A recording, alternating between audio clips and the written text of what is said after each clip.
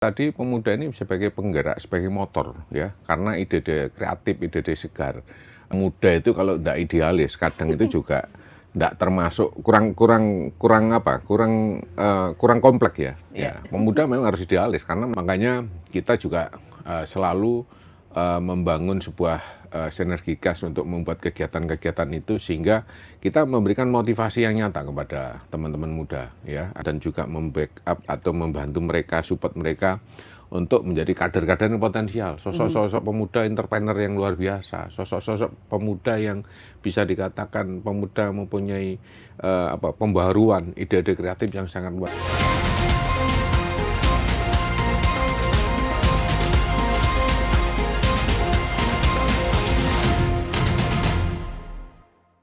Advokat, politisi, dan penggerak organisasi, itulah kata yang menggambarkan sosok Sumardi, SH, MH. Pria kelahiran Sidoarjo, 6 Januari 1974 adalah figur yang tidak hanya piawai dalam dunia hukum, tapi juga aktif mencetak kader dan membangun jejaring lintas sektor untuk kemajuan Jawa Timur. Pendidikan, S1 Hukum di Universitas Yosudarso Surabaya. S2 Magister Hukum, Universitas Bayangkara Surabaya. Karir profesional, anggota DPRD Provinsi Jawa Timur fraksi Partai Golkar, advokat praktisi hukum berpengalaman, vokal dalam isu keadilan sosial dan bantuan hukum masyarakat. Direktur Utama PT Amanah Amarta, mendorong inovasi dan pemberdayaan ekonomi melalui sektor swasta. Dengan lebih dari 2 dekade pengalaman organisasi, Sumardi adalah pemimpin yang konsisten mendorong kaderisasi dan penguatan struktur kelembagaan. Beberapa posisi strategis yang pernah dan sedang ia emban antara lain, Ketua Depidar 12 Baladika Karya Jatim, Sekretaris Depidar 12 Oksi Jatim, Ketua DPW Pradin Jatim, Ketua Posbaku Madin Jatim, Wakil Koordinator Pradin, Ketua Biro Kaderisasi DPD Partai Golkar Jatim, dan Wakil Ketua KNPI Jatim. Sumardi dikenal sebagai pemimpin yang visioner, aktif membina generasi muda, serta konsisten menyuarakan kepentingan masyarakat melalui jalur hukum, organisasi, dan politik. Ia percaya bahwa perubahan harus dimulai dari kepedulian dan keterlibatan langsung dalam berbagai lini kehidupan sosial. Sumardi bekerja dengan integritas, memimpin dengan keteladanan, dan mengabdi dengan hati.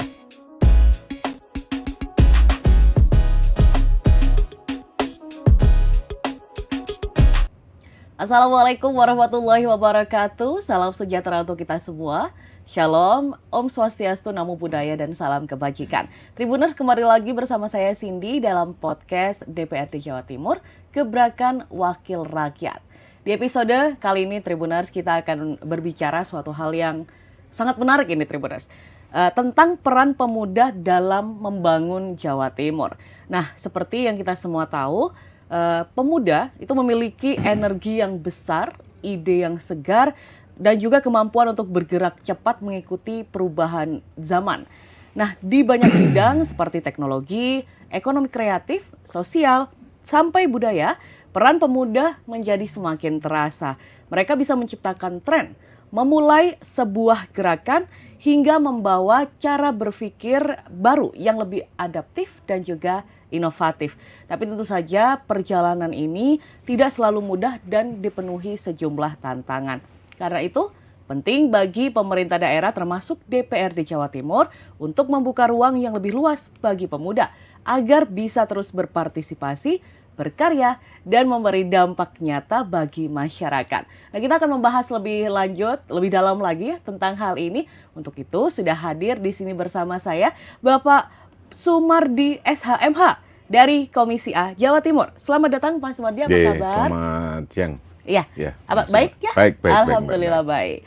Pak Sumardi, ini kita akan berbicara, ini menarik ya Pak Sumardi, karena anak muda itu perannya memang besar. Nah, bagi Pak Sumardi sendiri itu bagaimana pandangannya Pak mengenai potensi anak muda terutama di Jawa Timur dalam membawa ide baru dan juga menjaga persatuan di masyarakat? Ya, Mbak Cindy, Jawa Timur ini kalau ngomong pemuda ini kan juga tidak kalah ya dengan daerah-daerah lain ya. Apalagi pemuda merupakan salah satu menjadi peran-perannya itu kan sangat strategis ya, di semua kegiatan, dan juga perannya juga bisa dikatakan menjadi peran yang bisa diandalkan untuk semua sendi-sendi kehidupan maupun kegiatan, bagaimana proses bangsa ini tidak akan bisa lepas dari keberadaannya pemuda. Di Jawa Timur, peran strategis pemuda ini sangat dibutuhkan sekali, apalagi saat ini sudah ada tagline Jawa Timur sebagai gerbang baru Nusantara. Ya. Ini paling nggak sebagai salah satu tagline untuk membangkitkan bagaimana peran semua pihak termasuk pemuda agar nanti bisa menjadi salah satu bisa menjadi salah satu miniatur ya bagi keberadaan pemuda ini menjadi salah satu simbol persatuan dan kesatuan. Simbol sebagai penyemangat bagi semuanya, semua kelompok masyarakat dan juga para pemuda yang ada di bangsa ini. Ya, baik. Pak Sumardi, ini kan berkembangnya potensi anak muda yang ada di Jawa Timur tidak lepas dari sejumlah tantangannya yang Pak Sumardi tahu di lapangan sendiri, itu tantangan terbesarnya itu seperti apa, Pak? Ya, pemuda itu kalau tidak ada tantangan itu kan ya tidak masuk kategori pemuda yang bisa dikatakan mempunyai kekuatan ya. Bagaimana pemuda itu bisa menjadi salah satu motivator kan itu. Makanya tantangan pemuda, saya rasa bagaimana mereka bisa berproses, Mbak Cindy. Bagaimana mereka bisa berproses menunjukkan kapasitas dan kapabilitas dia sebagai seorang pemuda. Seperti yang saya katakan tadi, pemuda ini sebagai penggerak, sebagai motor, ya. Karena ide-ide kreatif, ide-ide segar dengan cara berpikir mereka, saya rasa ini juga menjadi tantangan sendiri, ya. Bagaimana mereka bisa beradaptasi dengan kemajuan zaman, bagaimana mereka bisa mendapatkan atau menghadirkan sebuah ide-ide segar bagi kegiatan dan kreativitas mereka untuk bisa diwujudkan dalam beberapa kegiatan beberapa bidang kan itu. Karena kita butuh bagaimana mereka menciptakan sebuah kreativitas terkait dengan usaha mereka, terkait dengan ide mereka dalam berkegiatan. Karena pemuda itu kalau saya lihat nyawanya itu juga tidak satu ya, tapi ada beberapa nyawa tambahan. Makanya selalu pemuda ini menjadi motivasi. Bagaimana kita melihat pergerakan pemuda ini harus betul-betul on the track agar mereka bisa menciptakan peluang, ya, baik peluang bagi dirinya, baik peluang bagi komunitasnya, bagi masyarakat sekitarnya. Makanya kita mendukung bagaimana potensi pemuda itu bisa terus digalakkan dan terus bisa kita kembangkan dengan segala potensi yang dimiliki sama mereka. Iya, baik. Anak muda, Pak Mardi, itu kan juga tidak lepas dari idealisme masing-masing itu. Nah, kalau ngomongin tentang idealis itu kadang agak atas ya, Pak, antara satu sama yang lainnya. Nah, kalau menurut Pak Mardi sendiri nih, Pak, ini agar kreativitasnya mereka itu tetap yang muncul, yang tetap utama gitu, Pak, dan juga tidak menimbulkan perpecahan itu seperti apa, Pak? Ya, pemuda itu kalau tidak idealis, kadang itu juga tidak termasuk kurang kompleks ya. Ya, pemuda memang harus idealis karena mereka harus idealisme itu sebagai salah satu vitalisasi bagi proses dia menemukan jati dirinya. Pemuda ini juga salah satu simbol persatuan, Mbak ya, karena sejarah bangsa ini juga tidak lepas dari keberadaan pemuda. Makanya harus ada namanya bagaimana mereka bisa menjadi simbol persatuan dan kesatuan bangsa ini. Idealisme menjadi bagian dari ramuan terpenting bagi penguatan jati diri mereka, karena jati diri bangsa juga itu tidak lepas dari pemuda. Makanya bagaimana pemuda ini bisa menjadi pemersatu dan juga menjadi motivator bagi semua pihak, ya, pergerakan mereka, ide-ide segarnya, dan juga bagaimana mereka juga bisa menciptakan perdamaian juga, bisa menjadi pemersatu. Karena ini juga harus didukung bagaimana bisa mereka mendapatkan posisinya itu sebagai pemuda yang betul-betul bisa menjadi motivator, pemersatu, persatuan dan kesatuan bangsa ini, dan bisa menjadi kekuatan yang cukup luar biasa bagi bangsa ini. Apalagi 2045 ini kan sebagai salah satu puncak Indonesia Emas ya. Bagaimana pemuda saat ini kita betul-betul kader, berikan penguatan dari beberapa sisi agar betul-betul nanti 2045 sebagai Indonesia Emas itu bisa sesuai dengan harapan kita semuanya, Pak. Tantangan itu yang harus kita dapatkan dan harus kita tuntaskan, Mbak. Indonesia Emas, kita bisa menciptakan kader-kader bangsa ini yang luar biasa untuk kepentingan bangsa kita di tahun depan. Ya, baik. Kalau dari DPRD Jatim sendiri, Pak Mardi, apakah sudah ada atau akan tentang program-program yang mendukung segala kreativitas untuk menciptakan Indonesia Emas 2045, Pak? Iya. Kita pingin bahwa peran kita ini bisa kita sinergitaskan dengan kepentingan-kepentingan bagaimana kita bisa menciptakan kader-kader kita yang luar biasa, pemuda-pemuda kita yang betul-betul mempunyai harapan yang secara inklusivitasnya mereka itu bisa menciptakan sebuah pergerakan dan hasil-hasil yang luar biasa, Mbak ya.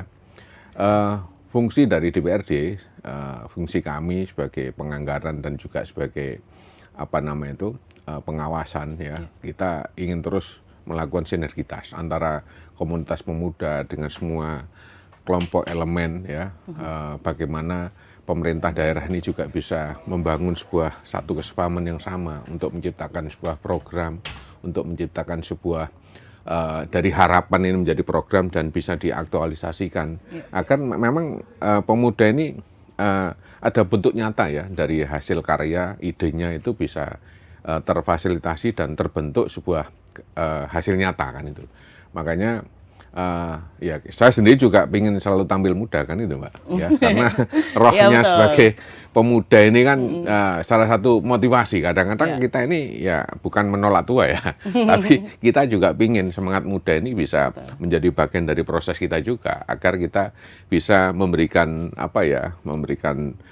motivasi kepada para kader-kader muda kita bahwa bagaimana mereka bisa berbuat dan juga menciptakan ide dan bisa menjadi pelaksana dan happy ending kan itu, Mbak, terhadap proses itu. Gitu, Mbak Cindy.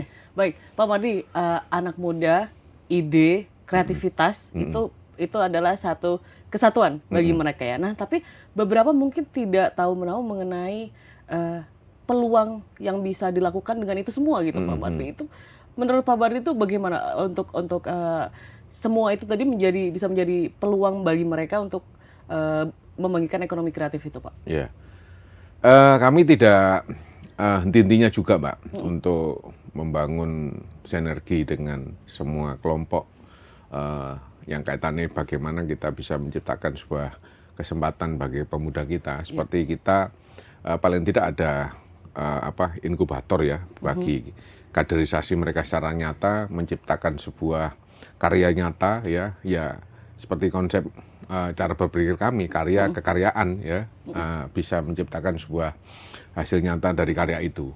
Makanya kita juga selalu membangun sebuah sinergitas untuk membuat kegiatan-kegiatan itu sehingga kita memberikan motivasi yang nyata kepada teman-teman muda ya, agar melalui kelompok pemuda seperti mungkin waktu itu juga ada KNBI ya, dan juga komunitas pemuda yang ada di daerah Karang Taruna dan sebagainya. Kita mengajak mereka untuk bisa punya peran aktif ya, bahwa mereka itu tidak bisa mengesampingkan posisi mereka yang begitu penting ya. Bagaimana kalian itu tunjukkan kualitas dan daya dobrak kalian sebagai pemuda, karena kalian itu potensinya sangat luar biasa. Nah ini memang perlu diarahkan pemuda itu, Pak. Kita perlu memberikan pendampingan ya, kita perlu memberikan kesempatan juga, memberikan kepercayaan mereka juga. Karena posisi mereka kadang-kadang kalau kita tidak berikan secara 100% namanya kepercayaan, dan bagaimana kita meyakinkan mereka bahwa kalian punya kualitas, bahwa kalian punya kekuatan yang luar biasa, ya ayo ini bagaimana caranya untuk bisa menunjukkan ide-idenya itu, memancing ide-ide segar mereka, dan mereka bisa termotivasi bahwa memang betul bahwa pemuda itu sangat luar biasa. Makanya kita harus dampingi mereka, kita harus mentori mereka, kita harus bisa memberikan ruang-ruang khusus kepada mereka, agar mereka akhirnya merasa bahwa oh ternyata betul bahwa kita punya masa depan yang baik dan punya kekuatan yang luar biasa untuk bagaimana menggapai apa yang mereka cita-citakan. Jadi gitu, merasa bahwa semua ide, kreativitas, bahkan idealisme yang baiknya mereka itu mendapat support penuh gitu ya, Pak? Iya. Kita harus support penuh betul, karena namanya pemuda kadang itu barang bisa dikatakan barang antik, Mbak ya. Kalau kita biarkan mereka mungkin akan apa, bebas juga, mau ngapain mereka bebas. Betul, Tapi dengan kebebasan mereka kita coba untuk arahkan kan itu. Nah, kamu bebasnya boleh, tapi tetap harus ada rambu-rambu. Ini loh ruangmu. Ini loh yang sebenarnya yang harus kamu lakukan kan itu. Nah, kita ya memang harus seperti itu, Mbak, untuk bisa mengawal mereka. Bagaimanapun katakan kita menjadi orang tua atau kita menjadi senior, kita akan punya tanggung jawab yang tidak bisa kita anggap enteng atau kita kesampingkan, bahwa kita harus bisa menciptakan kader-kader kita yang nantinya paling enggak ini bisa menjadi bagian terpenting bagi proses kaderisasi untuk bangsa kita juga, bagi kegiatan-kegiatan mereka ke depan kan itu.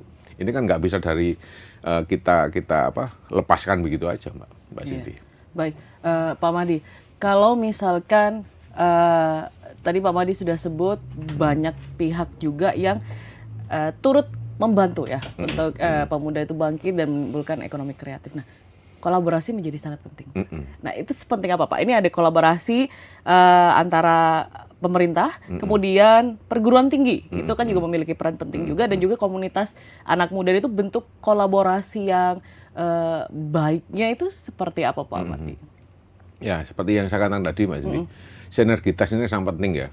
Sinergitas, kepercayaan, dan kita berikan keyakinan ya kepada anak-anak muda bahwa kalian itu tidak bisa dikatakan barang yang sosok yang kita sepelekan ya. Apalagi mereka masih statusnya sebagai anak remaja, mahasiswa, ya kan. Ini kalian posisinya sudah sangat penting sekali karena itu menjadi proses bagi kalian untuk menunjukkan aktualitas diri kalian pada proses belajar itu.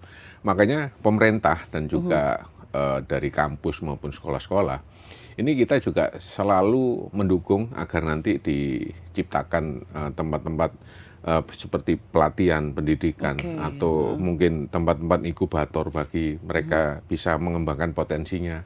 Mulai saat ini dengan digitalisasi itu kan sudah sangat memungkinkan pemuda ikut bisa terlibat di sana kan, Mbak Cindy. Nah, bagaimana kalian kembangkan digitalisasi menjadi tantangan yang kalau nggak bisa kita masuk ke sana kita akan ketinggalan kan. Betul, itu. Ibaratnya jangankan ketinggalan 1 hari, 2 hari, ketinggalan 1 jam aja pasti kita lewat kan itu.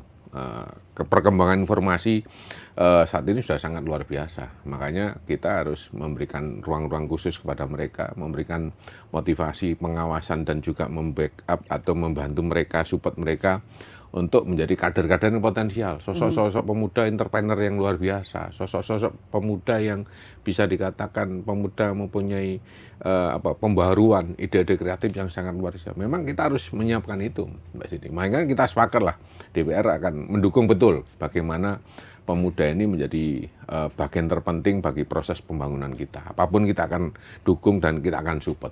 Itu, Mbak Cindy. Baik, Pak Wadi tadi sudah menyinggung tentang digitalisasi yang begitu cepat berkembang. Ngomongin tentang digital itu ada plus minus ya Pak ya. Di dunia internet apa saja itu ada, apa saja kalau mau mencari yang positif dapat positif, kalau mencari yang negatif dapat negatif gitu. Nah, untuk mencegah agar hal negatif itu akhirnya tidak menimbulkan perpecahan malahan di antara pemuda, itu seperti apa, Pak Mahdi? Ya. Komisi A ini kan juga salah satu mitra komisi kami kan di Kominfo, Mbak ya. Makanya kita selalu membangun sinergi yang baik dengan teman-teman Kominfo, terutama terkait dengan bagaimana kita membangun sebuah pemahaman yang sama terkait dengan untuk masyarakat, terkait dengan bagaimana kita bijak untuk berjejak digital ya, bijak dalam memakai digitalisasi ya.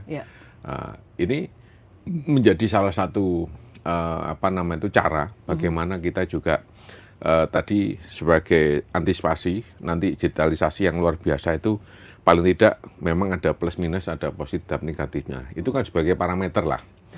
Kita melakukan sosialisasi dan kita sampaikan biar nanti ya sudah bebas dalam melakukan kegiatan secara digital di di sosmed atau di mana di ruang-ruang digital, tapi tetap ada batasan-batasan untuk mereka supaya nanti, apalagi sekarang ini kan sudah sangat luar biasa seperti yang disampaikan Mbak Cindy. Kalau ini tidak ada kontrol, kalau tidak ada pengawasan dan pemahaman terkait dengan itu semuanya, maka bisa menjadi bencana juga, Pak. Bisa menjadi persoalan yang salah pemahaman bagi pemuda. Karena mohon maaf, banyak sekarang ini akun-akun yang bisa mempengaruhi secara negatif bagi pola pikir, bagi pembentukan karakter dari anak-anak muda atau remaja itu kan. Makanya memang orang tua ini juga menjadi punya peranan penting juga ya. Kadang memang orang tua itu, wah anak sudah besar, nggak perlu dicek, apalagi anak laki-laki kan itu ya. Nah, tapi komunikasi dengan orang tua ini juga penting, Mbak. Ya, saya sebagai orang tua ini juga kadang selalu mempunyai pemikiran yang ke situ untuk pengawasan. Karena kalau nggak begitu, wah ini juga repot juga. Kadang mereka kemana-mana bawa HP, bisa dibuka di mana saja, bisa, apalagi internet itu juga bebas diakses di mana-mana. Makanya kami punya tanggung jawab bagaimana nanti membangun kerjasama dengan Kominfo dan juga dengan komunitas pemuda atau masyarakat agar nanti kita juga bisa memberikan pemahaman ya bahwa ada batasan yang bagaimana secara etika bagaimana dalam penggunaan sosial maupun digitalisasi itu, Mbak. Ya, baik. Kalau tadi Pak Mardi sebut bahwa sudah beberapa kali, udah cukup sering ya Pak sosialisasi ke para anak muda ini, itu dari mereka sendiri tanggapannya itu seperti apa, Pak? Ya, cukup luar biasa juga antusias mereka bahwa memang sebelumnya mereka ternyata di dalam penggunaan sosial media atau di digital itu ternyata ada namanya undang-undang juga yang mengatur kan itu, Pak ya. Betul, ada pembatasan-pembatasan khusus yang diatur di dalam peraturan.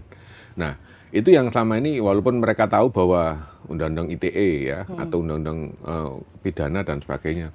Tapi kadang-kadang mereka kan tidak belum paham secara detail ya, karena mereka mungkin juga malas melihat undang-undang, baca undang-undang atau apa pasti malas karena itu bukan hiburan mereka.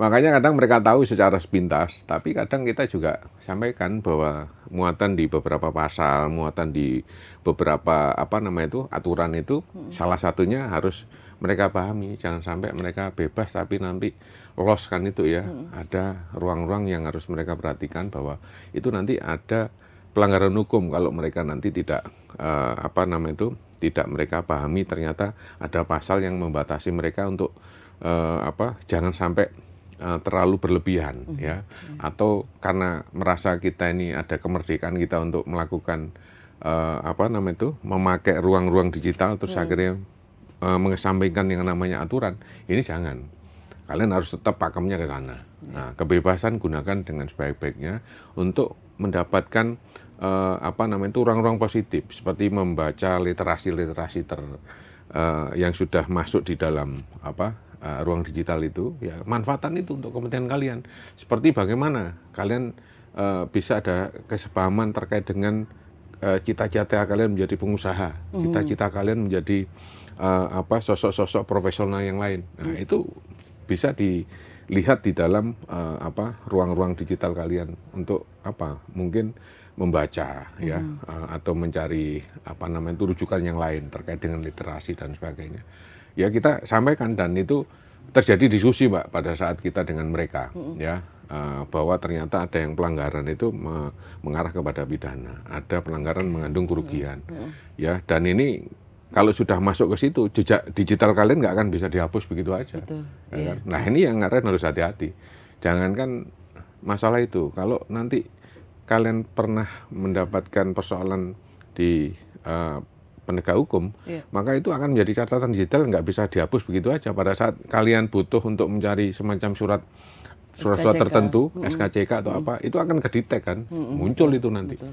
Makanya ayo kita bangun satu kesepahaman yang sama bahwa ruang digital itu menjadi pusat kebebasan kita, tapi tetap harus kita manfaatkan dan gunakan dengan sebaik-baiknya.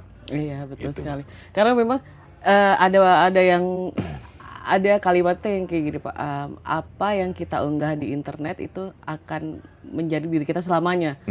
Misalkan kita hapus, tapi kalau misalkan itu menjadi viral kan ya udah gitu. Iya, Akhirnya iya, yang iya. rugi kita sendiri karena tidak memanfaatkan itu dengan baik dan benar Iya, gitu ya Pak ya. iya. Oke, Pak, ini kembali lagi ke ngomongin tentang ruang anak muda. Ini keterlibatan mereka dalam pembangunan daerah, Pak Mardi.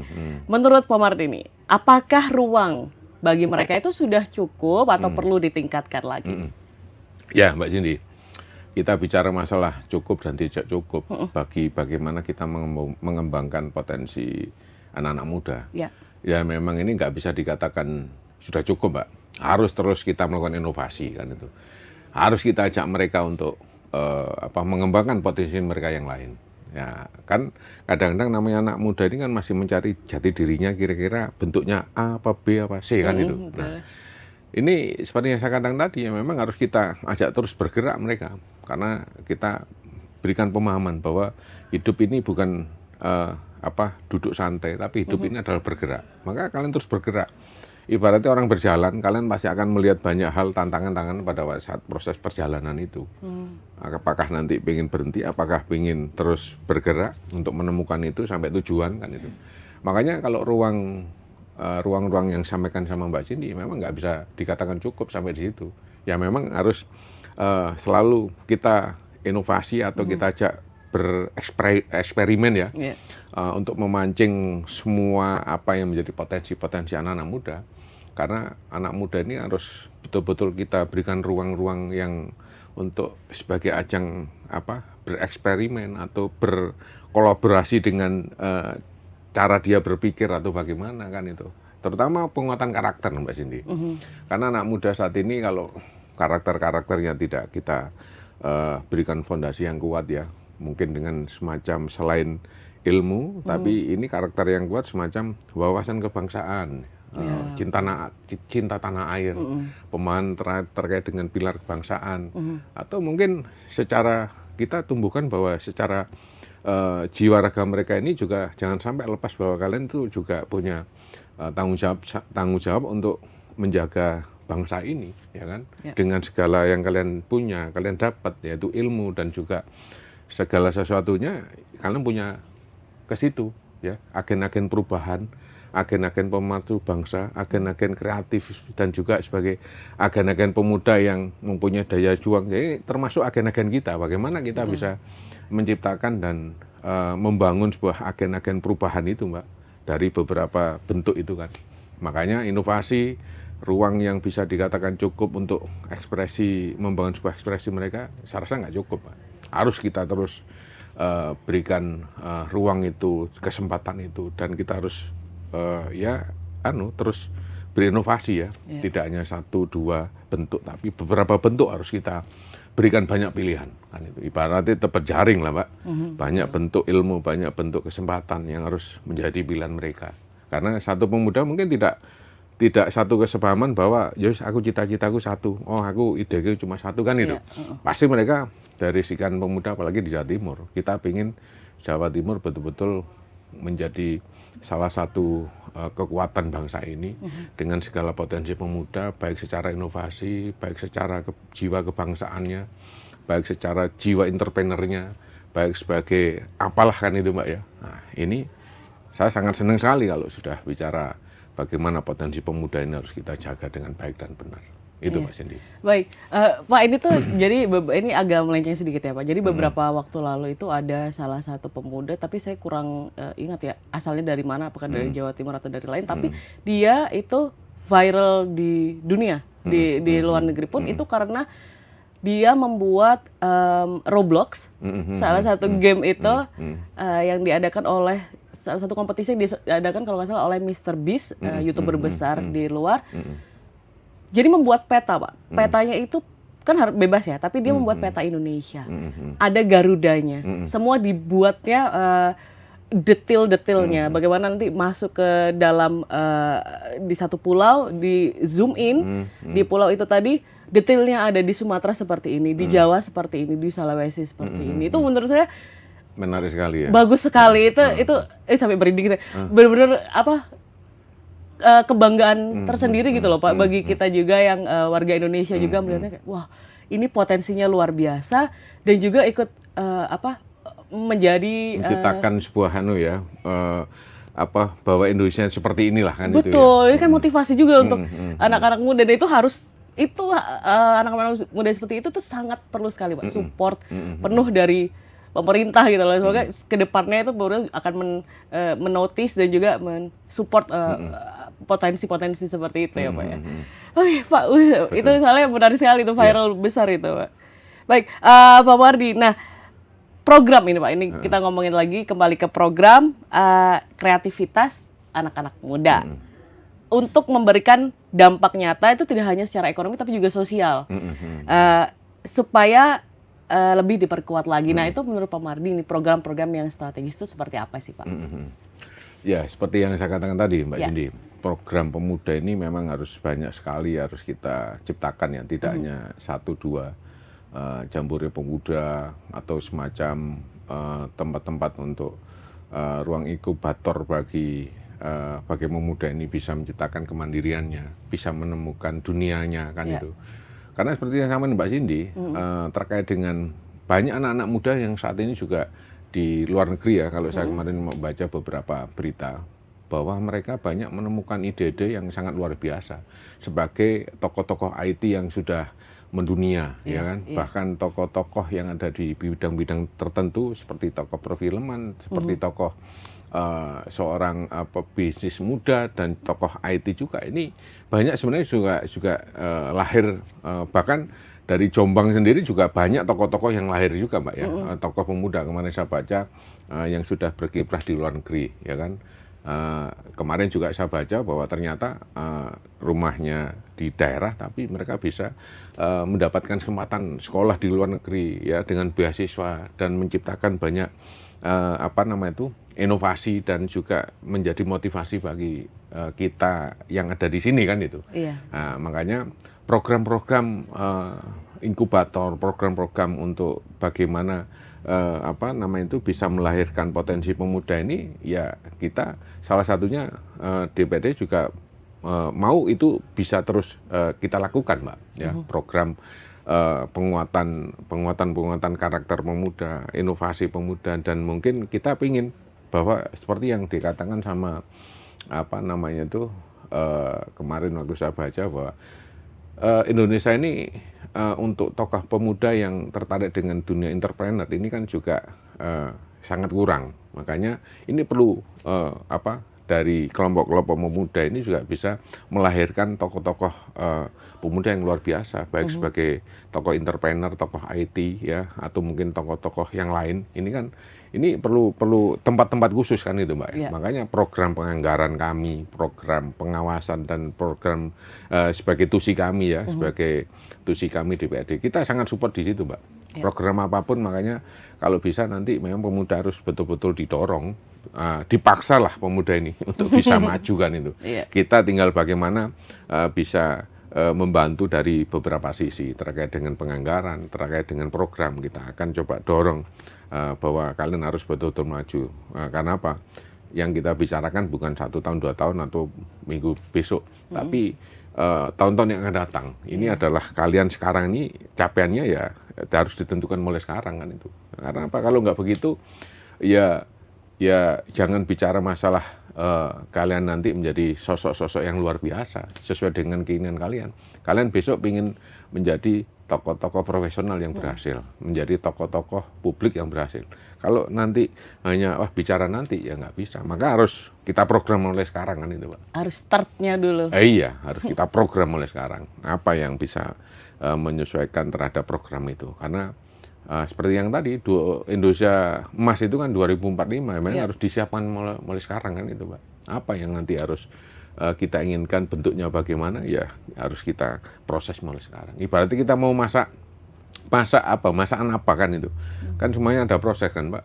Ya mohon maaf, ini harus belanja beli ini dulu, ada proses produksinya, baru nanti tahu. Karena apa? Kalau campurannya kurang apa ya kadang ya tidak sesuai dengan harapan kan itu Pak. Makanya harus betul-betul kita siapkan, walaupun ada kegagalan. Ya memang itu untuk menemukan Coba formula lagi. yang pas ya. Betul. Itu kadang kita bicara masalah kegagalan itu kan kadang menakutkan ya. Tapi sebenarnya asik juga ya. Kalau nggak gagal kita nggak bisa tahu bahwa ini ada kesalahan atau kurang sempurnanya di mana kan itu, Mbak Cindy. Itu. Betul, wah ini menarik sekali. Pak Mardi, ini terakhir Pak Mardi. Iya. Pesan dari Pak Mardi untuk teman-teman, pemuda, anak-anak muda, agar terus semangat berkarya, seperti Pak Mardi bilang tadi, kalau misalkan gagal, coba terus, dan juga supaya semangat kebersamaannya itu tetap ada. Monggo, terutama yang di Jawa Timur. Monggo, silakan. Pak. Ya. Bolo-bolo semuanya yang masih muda ya atau anak-anak muda, kalian itu adalah aset bangsa. Kalian punya potensi yang luar biasa dan coba gali terus potensi kalian dan semangat terus untuk berkarya. Karena apa?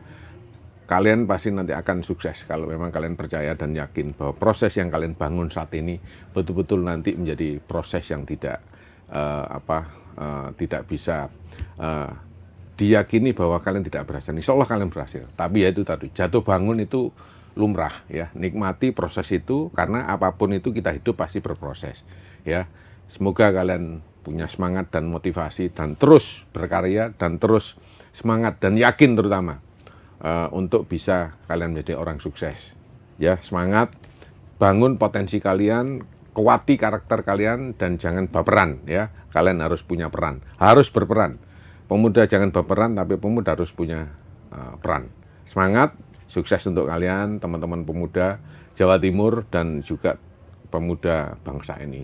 Sukses untuk kalian, ya. Terima kasih, semangat. Baik, terima kasih banyak Pak Mardi atas waktunya, insight-nya luar biasa buat teman-teman. Semoga mendapatkan manfaat dan juga dukungan penuh dari pemerintah supaya bisa membantu kalian semua untuk ke depannya Indonesia Emas 2045. Baik, sekali lagi terima kasih banyak kasih, Mbak Pak. Cindy. Ya, terima kasih juga Tribuners sudah menonton episode kali ini. Kita akan kembali lagi di episode selanjutnya. Tetap di podcast DPRD Jawa Timur Gebrakan Wakil Rakyat. Saya Cindy beserta kru Tribun Jatim Network pamit undur diri. Wassalamualaikum warahmatullahi wabarakatuh. Waalaikumsalam warahmatullahi wabarakatuh.